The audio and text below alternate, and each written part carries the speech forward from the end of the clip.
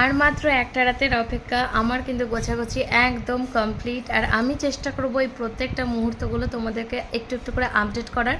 আর পরে আমি যখন মানে একটু বাড়িতে গিয়ে পৌঁছবো তখন তোমাদের সাথে পুরো ব্লগটা জার্নি শেয়ার করার।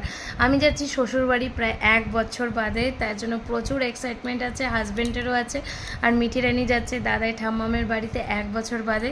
তো 4 দিন ধরে প্রচুর গোছাগুছি চললো, এখন কিন্তু গোছাগুছি মোটামুটি হয়ে গেছে। আর একটু একটু বাকি আছে, যেমন মিঠি রানীর খাবার দাবারগুলো, গরম জল, এই সমস্তগুলো নেওয়া বাকি আছে।